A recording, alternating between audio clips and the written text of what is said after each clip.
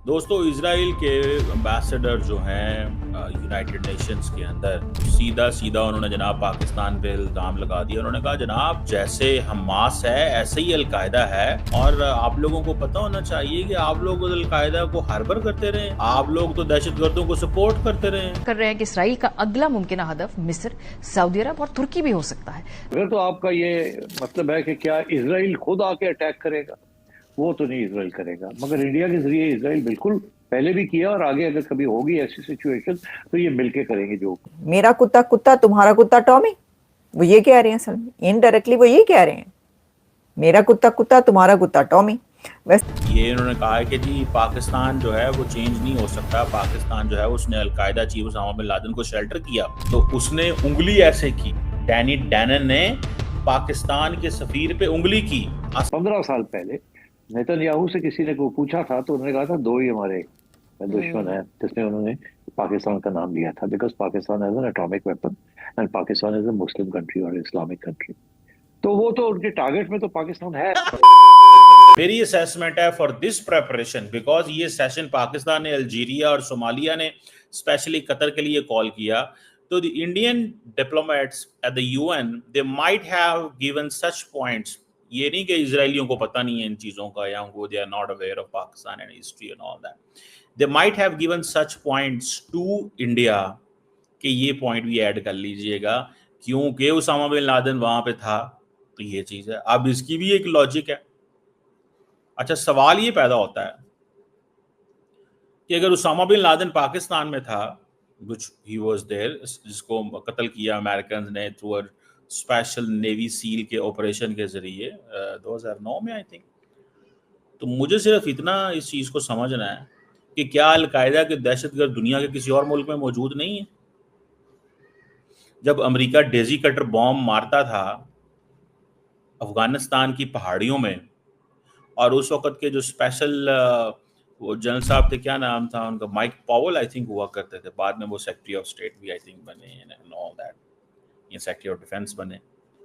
तो सवाल ये पैदा होता है, उस वक्त तो वो मारते थे, कह रहे थे हम अफगान इनको मारेंगे, उन्होंने मारा, वो सारे वहां से निकले और पाक अफगान बॉर्डर खुला हुआ था, जो कि आज भी बहुत हद तक खुला ही हुआ है। अब हम उसको बंद करने की कोशिश करते हैं, अफगानी कहते हैं इसको बंद ना करें, हमारे लोगों का आना जाना है इसमें से। दुनिया में कोई मुल्क ऐसा नहीं है जिस तरह हमारे साथ ट्रीट हो रहा है। हम बॉर्डर बंद करते हैं, अफगानी कहते हैं नहीं बॉर्डर खोल के रखो, हमने आना है। हम कहते हैं पासपोर्ट लेके आओ, वो कहते हैं हमने वीजा लेना ही नहीं है, हमने वैसे ही क्रॉस करके आना है। तो मतलब पॉइंट तो यहाँ पे ऐसे है ना भाई साहब, ये आप देख लें। और पाकिस्तान को वो कहता है जी इंटरनेशनल लॉ की, पाकिस्तान कहता है इजराइल ने इंटरनेशनल लॉ की, वो कहता है जी तुमने इंटरनेशनल लॉ की वायलेशन की।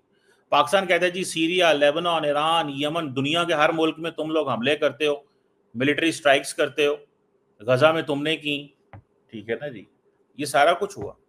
उसने कहा जी गजा में किया, सब कुछ किया तुम लोग, तो ये आप पाकिस्तान, ये डैनी डैनन को वहां पे कह रहे हैं। वो कहता है जिस तरह 9/11 अमेरिका के लिए, 7 अक्टूबर इसराइल के लिए।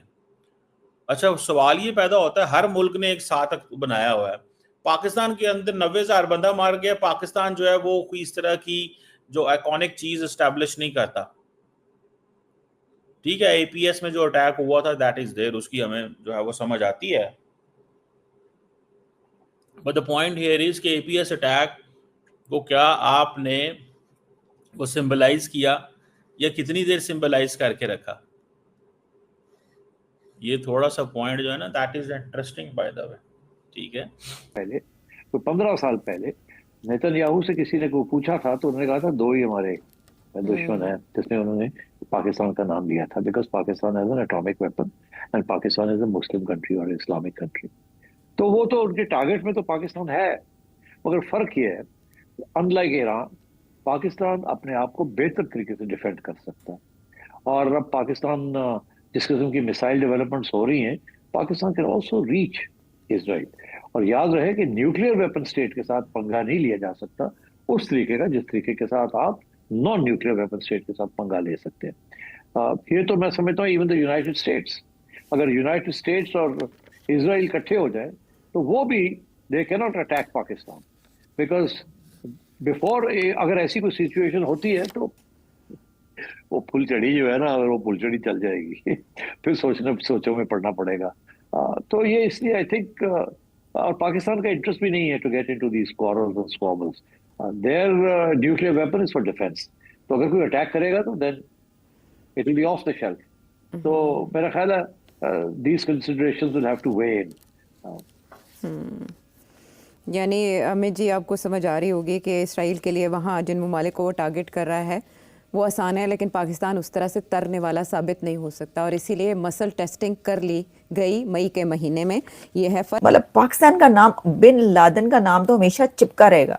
ये वो दाग है जो किसी भी सर्फ से धुलने का नहीं है। वो कहते हैं ना, दाग तो अच्छे होते हैं, बच्चों के कपड़ों पर जो दाग पड़ते हैं वो खेल कूद में, कीचड़ वीचड़ में, लेकिन ये वो कीचड़ है, ये वो दाग है जो कि अच्छा वाला नहीं होता, और ये वो है जो कभी भी उतरने का नहीं। सारी जिंदगी रहती दुनिया तक जो है ना, ये ताने दिए जाते रहेंगे और ये याद कराया जाता रहेगा कि ये देखें, ए देखो, दुनिया का सबसे बड़ा जो दहशतगर्द है वो कहाँ से पकड़ा गया, और पकड़ाया भी किसने। इसके ऊपर तो मैंने बड़े प्रोग्राम्स किए हैं सर। पकड़वाए, वो कहते हैं अपने ही गिराते हैं नशीमन पर बिजलियां। वो कर्नल साहब जो थे, उन्होंने वहां पे वो दूरबीन लेके जाते थे और बैठ के देखते थे डेली बेसिस पे कि ये जो कंपाउंड है एबटाबाद में, यहाँ पे कुछ सस्पिशियस एक्टिविटी है, कुछ किसी को कोई ठहरा हुआ है यहाँ पे। जब उन्हें पता चल गया ऐते पाइन ये लंबी दाढ़ी वाला बंदा ठहरा हुआ है जिसको पूरी दुनिया ढूंढ रही है, अमेरिका ने जिसके सर पे इनाम रखा हुआ, उन्होंने कहा ए लिखो, ये तो अब आया है ऊंट पहाड़ के नीचे और मेरे बैग में जो है करोड़ों डॉलर भी आ गया। उन्होंने कहा पैसा दो ते हुन तमाशा देखो, पैसा दो, पैसा फेंक तमाशा देख वाला कर्नल साहब ने किया। वो इधर रहते हैं सैन डिएगो में। अच्छा, तो हम नाम नहीं बता रहे, ऐसे ही चलें, पता ही होगा आपको। तो ये है, उन्होंने इसकी बात की। उन्होंने कहा जी हमने जो किया तो ठीक है, वो भी ठीक है, क्योंकि अगर वो ठीक था तो फिर हमारा भी। भाई नुकसान हमारा हुआ है, किसका नुकसान हुआ है? मैं आपको सबसे इंपॉर्टेंट बात बताऊं जो मैं अक्सर कहता हूं, 2003 से लेके एंड देन 2025 इंडिया को अनइंटरप्टेड मौका मिला ग्रोथ का, और पाकिस्तान किस चीज में मसरूफ हो गया? दहशतगर्दी, war and terror, TTP, BLA. हमारे घर में तरक्की आई नहीं। चाइनीज आए, फॉरेन डायरेक्ट इन्वेस्टमेंट लेके चाइनीज को पकड़ लिया गया, उन्हीं को मारना शुरू करते, तो नुकसान तो हमारा हुआ, किसी का कोई नुकसान नहीं हुआ।